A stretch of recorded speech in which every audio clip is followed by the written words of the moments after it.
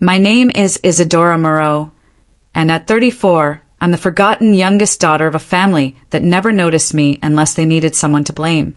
While my parents built their reputation in Los Angeles high society, and my sister Celeste inherited every advantage, I learned early that I was the one expected to stay quiet, stay useful, and stay out of the way. I've always felt like the outsider in my own bloodline, watching their perfect lives from the edges, pretending I didn't see the cracks beneath the gloss. But nothing prepared me for the night those cracks split open. The night a single phone call shattered everything I thought I knew about my family and myself. And it all began at exactly 2 a.m. The screen glowed in the dark. Mom. I stared. My stomach twisted. I hadn't spoken to either of them in almost a year. I swiped. Hello. Isadora, Mom said, voice clipped. It's urgent. We need you to wire $350,000. Today. Pause. Excuse me. It's your sister. Celeste got into something serious. She's being sued. Her assets are frozen. They're threatening legal action. Against all of us. My pulse hitched. What does that have to do with me? You're her sister. Dad's voice now off camera but too close. You're not going to just let her drown, are you? Silence. Mom continued. Check your email. I'm forwarding the documentation now. Loan agreements. Signatures. It's already in your name. What?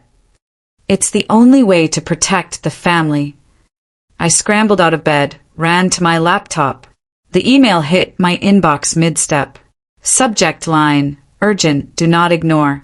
I clicked. 5 attachments. One PDF was a scanned loan agreement from a shell bank in the Caymans. Celeste as the borrower.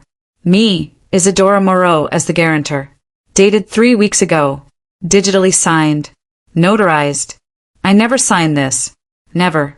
A cold sweat crept up my back. Mom, I whispered. You forged my signature. You're being dramatic. We had to act quickly. We thought you'd understand. You thought I'd understand? Family means sacrifice, Dad snapped. You owe us. I slammed the laptop shut. My hands were shaking. Someone once told me, blood isn't thicker than betrayal, and right now I'm drowning in both. I drove. No shoes. No bra. Just keys, hoodie, fury. My parents' house stood in Bel Air, pristine as ever. The gate buzzed open before I even pressed the intercom. Odd. I walked up the path. Security cameras followed my steps. I counted 3 new ones. Maybe 4. The front door opened without a knock. Mom was already in the living room. Robe tied too tightly. Sipping tea like this was just another morning. You're overreacting, she said, not even looking up. Dad stood behind her, arms crossed. It's done. Just pay it. Then disappear again if that's what you want. I never signed that loan. You could go to prison for this. He snorted. And who will believe you? You're the flake. The runaway. You've always been unstable. I opened my phone.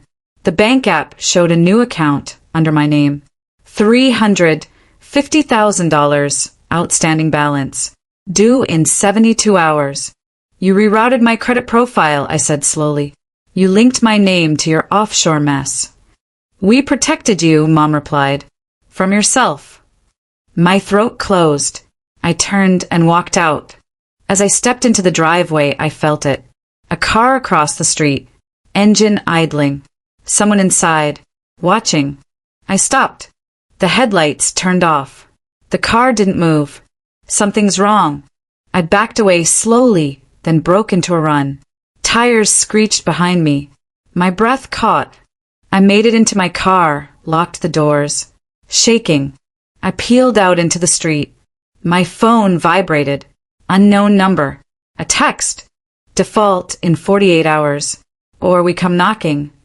My name is on everything, and Celeste is nowhere to be found.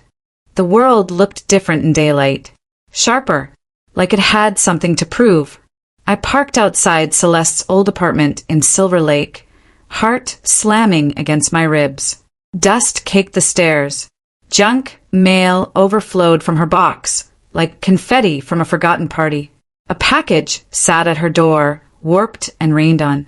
The label read, "Final Notice." She hadn't lived here in weeks, maybe longer. I knocked anyway, waited, knocked again. Nothing. I pressed my ear to the door. Silence. Then a faint hum. Fridge, maybe. Or someone breathing. I twisted the knob. Locked. A woman across the hall cracked her door. "You looking for the girl in 3B?" I turned. "Yeah, my sister. Celeste Moreau." The woman frowned. She left real sudden. Maybe a month back. Looked messed up. Eyes like glass. Was she with someone? The neighbor nodded. Tall guy. Expensive coat. Didn't say much. She didn't look okay. Cut scene. I walked down the hallway, past peeling wallpaper, past the faint smell of bleach and secrets. I pushed open the exit door, stepped into sunlight, and froze. A man across the street stood by a white van. Dark sunglasses. Not smoking, not scrolling. Just watching. When our eyes met, he turned. Slid into the driver's seat. Engine roared. Gone. I kept walking. Back in the car, I opened the loan PDF again. I zoomed in. Signatures looked too clean. The notary stamp? From New York. Celeste hadn't left California in over a year. I dialed her last employer, Civic Youth Project. Disconnected. I dialed the office manager's cell. Number no longer in service. The world was unraveling. And I was the thread. Later that night, I sat at my laptop, lights off, sweat cooling on my neck. I cross-searched the bank that issued the loan, Delacroix Financial. No homepage. No contact. Just a P.O. box in the Cayman Islands. I found a forum thread. Users discussing shell banks. A warning popped up. Delacroix is an umbrella for offshore laundering. Avoid at all costs. My mouth went dry. Distraction reveal. I clicked back into my email. A new message, no subject. From a burner address. Attached a photo. It showed me, taken that morning. Outside Celeste's apartment. Looking directly into the camera. Caption. Stop digging, Isadora, or we bury what's left. I backed away from the screen. My phone buzzed. Unknown number. I didn't answer. Message came through seconds later. Still 47 hours. Tick. Tock. I jumped as the door creaked open behind me. Jesus, I whispered.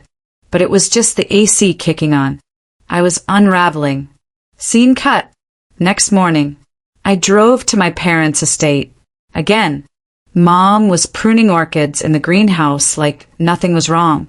Dad was on the back patio reading the Wall Street Journal. You forged my signature, I said, tossing the printed loan on the table. Correction, Mom said, still clipping. We expedited the process. This isn't protecting Celeste. This is burying me. Isadora, Dad said calmly, you've always had that martyr complex. Maybe stop playing the victim. You think silence is loyalty. It's not. It's rot. They didn't flinch. I dropped the photo from the email onto the table. Dad's eyes narrowed. Where did you get that? Same place Celeste's last scream is buried, I snapped. You think I'm scared of whatever this is? Think again. You should be, he said. Cut scene. Driving back, night fell fast. Too fast. Highway 101. Empty stretch. Music low. Headlights on full. Then headlights behind me. Too close. Tailgating. I changed lanes. So did they. Faster now. Engine whined. They swerved. Clipped my rear bumper. I spun. Screamed. Car slammed into the median. Glass exploded. Silence. Pain. A moment later, blue and red lights blinked in the distance. An off-duty EMT pulled my door open. Blood on my forehead. You're lucky, he said. Whoever hit you gone. No plates. No cameras. At urgent care, a nurse handed me an envelope. No sender, she said, but it's for you. Inside, handwritten. Shaky ink. They don't want the money. They want silence. See. I stared at the signature. See, Celeste. I felt the world slip sideways. If I don't disappear now, I'm next. There are two kinds of people in a crisis, the ones who freeze and the ones who burn everything down before the fire reaches them. I wasn't freezing anymore. The letter Celeste left me, 8 words, barely legible, had more weight than every excuse my parents had ever thrown my way. They don't want the money. They want silence. It was a warning, a confession, a goodbye. I scanned the envelope again. A smudge on the flap. Ink or blood, I couldn't tell. My breath hitched. Someone had found her first.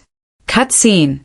I drove to my apartment in Santa Monica, packed a duffel, 3 pairs of clothes, burner phone, USB with encrypted backups, my laptop, no credit cards, only cash. Paranoia isn't unhealthy when you're actually being hunted. I slid a SIM into the burner and powered it up. 1 message already waiting. You're 3 hours behind. Watch the news. I turned on the TV. Channel 7. Morning report. A stock photo of Celeste flashed on screen. Headline: Local philanthropist under investigation for wire fraud missing. A shaky cell phone video played. My parents leaving a courthouse in Pasadena. No comments. No eye contact. Just practiced silence. The reporter continued. Sources close to the family say the financial records are still under audit. The investigation spans multiple states and offshore holdings, including possible falsified guarantor documents. Pause. Breathe. That was me. Falsified guarantor. I shut off the TV. Called someone I hadn't in years. Isadora. The voice was cautious.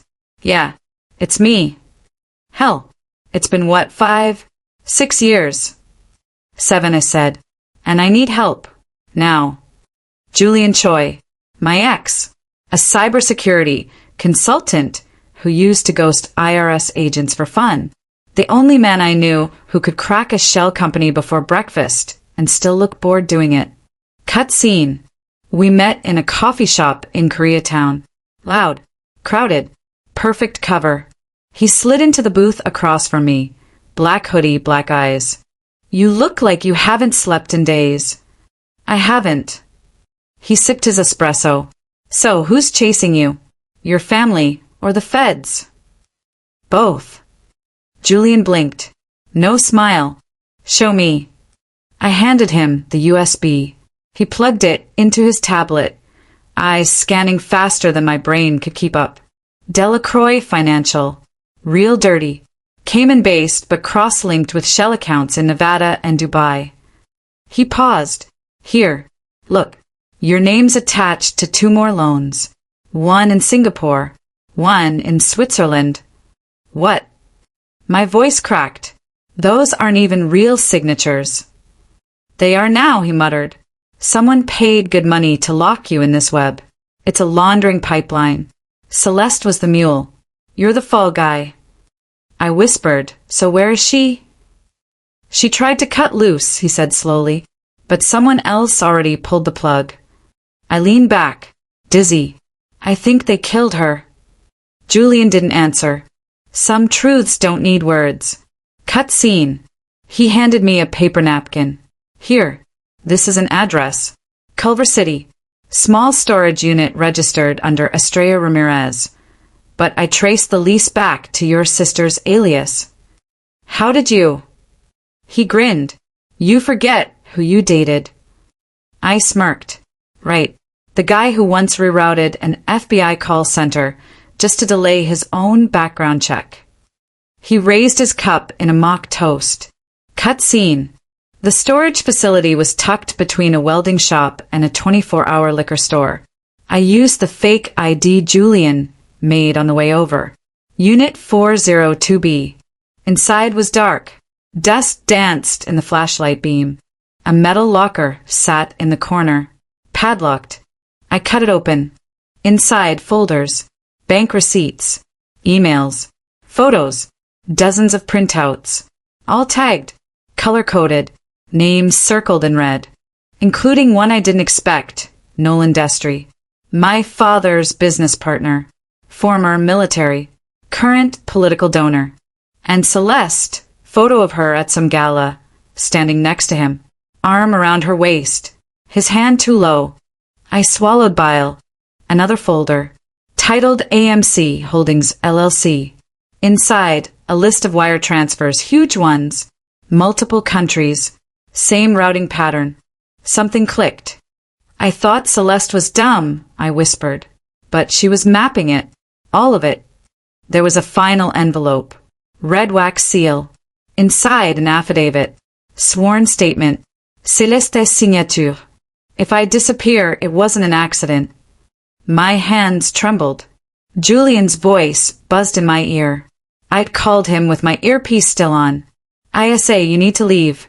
Now. Why?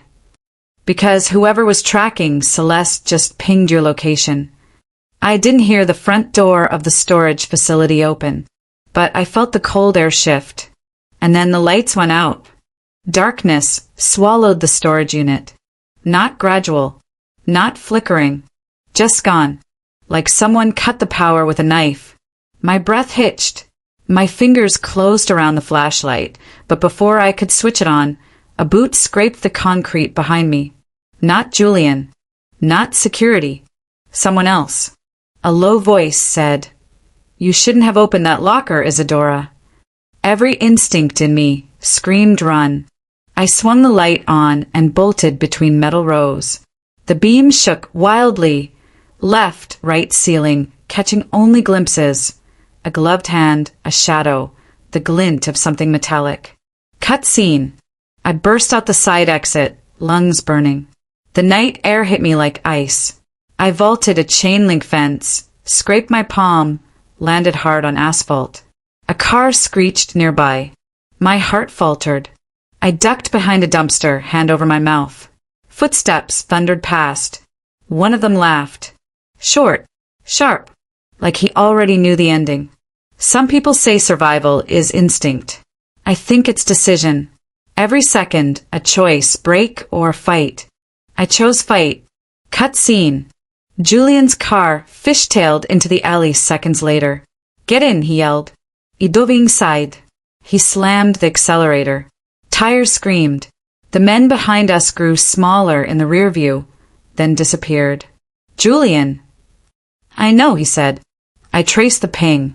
That wasn't random. Someone inside your family hired private contractors. My parents. He didn't answer. Silence said enough. Traffic lights blurred past. The city streaked neon. Sirens wailed in the distance, not ours, but too close. I found something else, he said, finally, jaw tight. Your father's holdings? They're collapsing. Federal pressure. Someone leaked internal documents to the DOJ. Celeste, I whispered. She was building a case, and she trusted the wrong person. Cut scene. We stopped at a small warehouse on the east side, Julian's office, which really meant a bunker wrapped in old metal and paranoia. Inside, screens lined the walls, cycling through data streams. Julian motioned to one screen. Look. A spreadsheet. Dozens of transactions. AMC Holdings LLC. Money moving in patterns offshore back to the U.S., funneled through charities that didn't actually exist. Then, a final line. A transfer.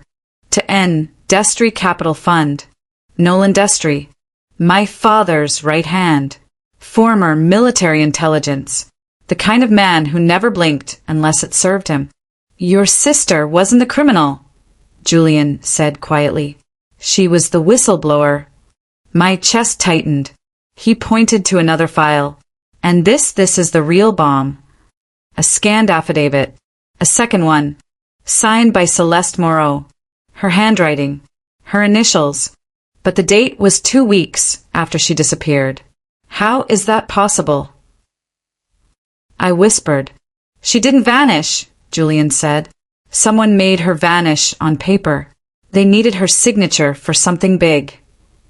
My throat closed, like shifting assets into my name. Exactly. His hands flew across the keyboard. If these forged guarantor documents hit the federal system before you do, ISA, they'll think you're the mastermind behind the laundering. I swayed. So either I pay the $350K or I go to prison. That's the illusion, he said. They don't care about the money. They care about tying the crimes to you before investigators get to them. He paused. Your sister tried to blow the whistle. They shut her down. Now it's your turn. A cold realization hit me. Julian, my parents knew. He didn't deny it. Cut scene. We printed every document in the storage locker. Julian uploaded digital copies to a secure drive. What now? I asked. You need legal protection, and you need to go public before they bury the evidence. Public where? He smirked. A ballroom full of wealthy donors and press. Perfect stage. I blinked. What ballroom? The Morrow Foundation Gala, he said. Tonight. My stomach dropped. No, absolutely not. Julian leaned closer. Isa, you want truth, justice, answers. Then you hit them where they think they're untouchable. I wanted to say no. Run away. Hide again. But then I heard Celeste's voice in my head. They want silence. And I remembered something she used to say. There's a moment in every storm when you decide if you're running from lightning or running toward it. I chose lightning. Cut scene. The gala was held at the Biltmore Hotel downtown. Gold ceilings, chandeliers like frozen fireworks, too much perfume in the air. I walked in through the side entrance, disguised in a black coat and a borrowed staff lanyard. Julian trailed 10 steps behind, blending into the crowd like smoke. Voices buzzed around me. Laughter. Clinking glasses. Cameras flashing. My father stood near the podium, shaking hands with Nolan Destry. Both looked calm, untouchable, like the world belonged to them. Julian nudged me. Record everything. When they announce the fiscal report, step forward. That's your moment. I swallowed hard. The room dimmed. Spotlight on the stage. My father approached the microphone. Tonight, he began, voice smooth, we honor integrity. A lie. I stepped forward. Julian whispered, now. Footsteps behind me. Fussed. Heavy. A hand closed around my arm. I turned. Nolan Destry. Eyes cold. Voice flat. You should have stayed silent, Isadora. Celeste's burner phone buzzed in my pocket, vibrating once before going still. And I finally understood. Celeste tried to warn me, and they buried her for it. Nolan's grip tightened on my arm, fingers digging in like claws.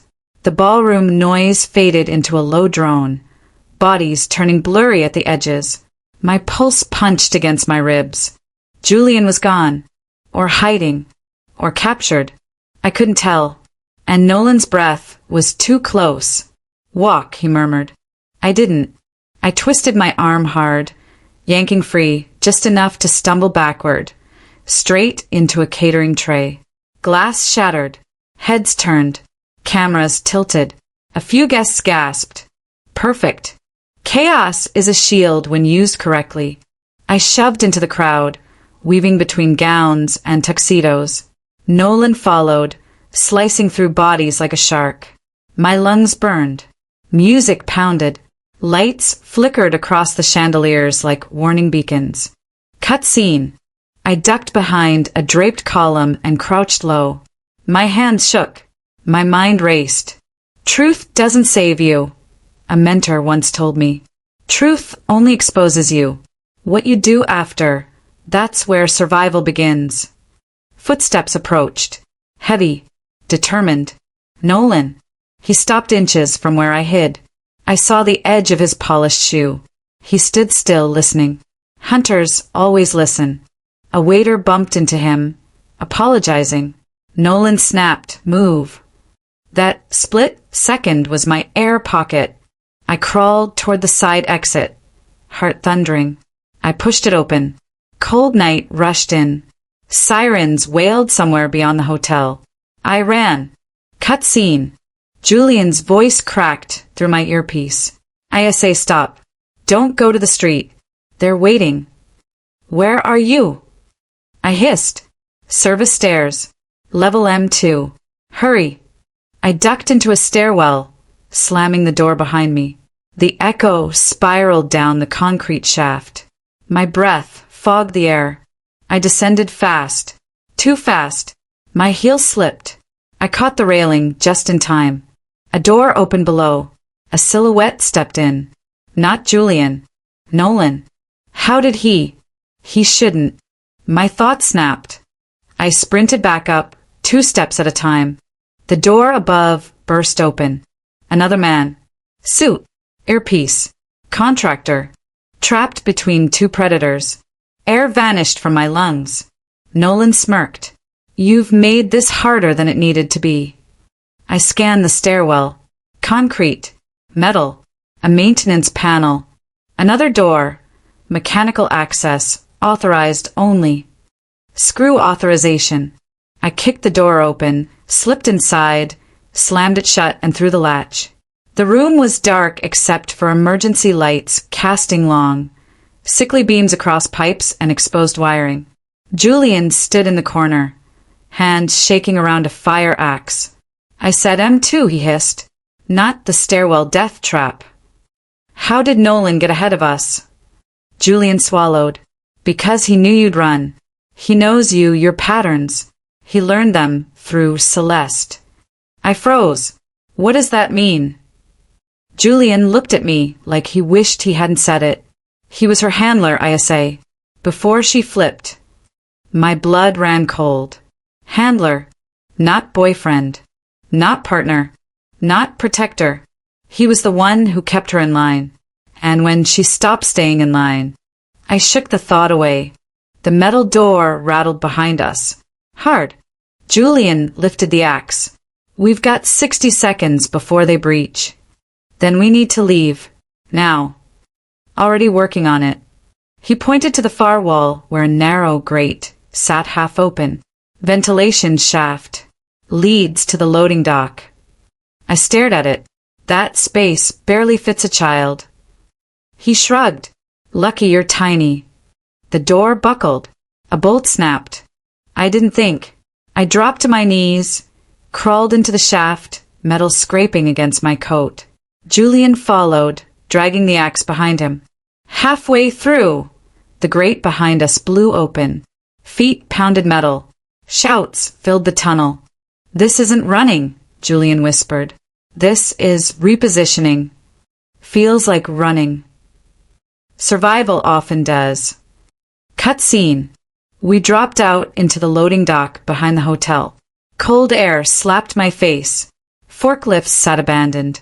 A single truck idled near the bay door, driver smoking, oblivious. Then headlights exploded behind us. 3 black SUVs. Government plates scrubbed off. Contractor-level precision. "Move." Julian pushed me toward a maintenance corridor leading to the parking structure. But a SUV cut us off. The back door opened. My mother stepped out.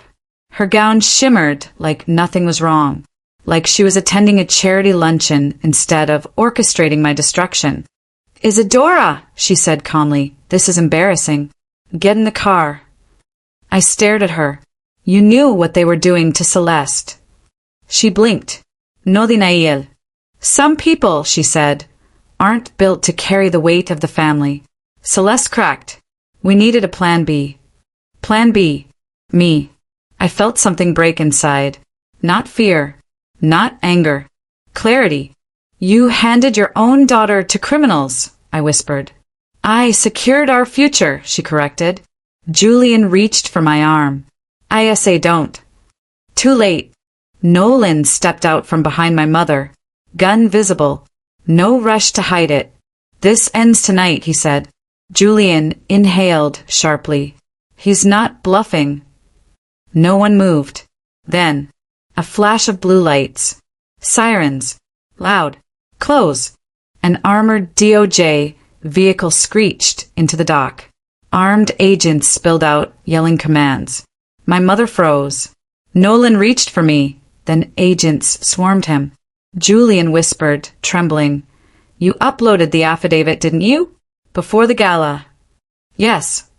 And you triggered the mandatory report alert. Yes.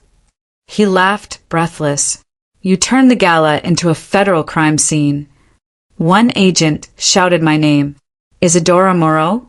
You're a material witness. Step forward now. But behind him, another agent leaned toward a colleague, whispering something that chilled my blood. My parents weren't the only ones under investigation. A deeper network, bigger, older, more dangerous. And my name, my signature, was still on every forged document. The truth wasn't freedom. It was a fuse, and it had just been lit. Blue lights flickered across the dockyard concrete, while agents cuffed Nolan and his men. The echo of boots, metal, and flashing sirens drowned out everything else. I pulled my coat tighter around me, body numb. The wind brought salt from the nearby harbor. Felt like baptism. Julian stood behind me, coffee cup trembling in his hand. He didn't speak. He just let the cold rain soak him. A voice crackled over a megaphone. Isadora Moreau, step forward. You're a material witness. I stepped. Cut scene. Inside a beige DOJ van, I stared at my hands on my lap. Fingers bruised, knuckles red. I couldn't tell if it was from fear, relief, or the pressure of what had just happened. Behind me, across the seats, a single folder sat under dim light. Evidence. Photographs. Bank records. Wire transfers. Signed affidavits. Celeste's final message. The truth she risked everything to give. I touched the edge of the folder. My sister pushed the first domino. I finished the fall. Outside, agents sealed the docks, tagged cars, took statements. Cameras flashed. News vans hovered at the perimeter. One broadcast cutaway. My parents' mansion gate locked tight. A foreclosure notice attached to the front leads. Justice moving slow, but unstoppable. Cut scene. Later that night, I stood at a rooftop balcony in downtown LA. The city lights sprawled beneath me. Distant traffic. A humming calm. Julian joined me, silent. Do you think it's over? I asked. He lit a cigarette for himself. Over? Maybe. But truth doesn't make things clean. It just draws a line. I nodded. I thought of something a line I'd read long ago. Sometimes the hardest prison to break out of is the one you built yourself. I exhaled. Smoke drifted into the city air. That's the thing I spent years hiding. Serving. Being silent. Now, silence is mine again. Cut scene. Weeks passed. Headlines faded. Investigations broadened. The name Delacroix, financial, hit global news. Regulators raided shell accounts. Assets froze. Nolan's empire collapsed. My parents vanished from public view. Scholars called it family deconstruction. Every morning I woke, I felt the weight on my chest less heavy. I found a small studio by the sea in Santa Monica. No chandelier. No cameras. No expectations. I bought a guitar. Taught myself a few chords. The strings didn't care about my name, my debts, or my past. They only answered to my touch. Cut scene. One evening, I opened a letter, handwritten shaky script. Celeste, don't save me, she had written before she vanished. Save yourself, then save others. I held the paper until the ink blurred. I didn't need to save her. I did the next best thing. I saved the story she left behind. I started a foundation in her name. A tiny one, but honest. For people trapped by deceit, women and men coerced into debts, signatures they didn't understand, lies dressed as obligations. I named it Phoenix after fire, because truth can burn, but truth can also rebuild. Cut scene. Months later, under a pale morning sun, I walked the beach. Sand soaked my bare feet. Waves whispered low. Seagulls circled overhead. I stopped, closed my eyes, breathed. I realized that fear had kept me alive long enough. But only truth could let me live. I looked at the horizon. Fussed. Open. Real. I smiled. Because I was finally free. And maybe so was she.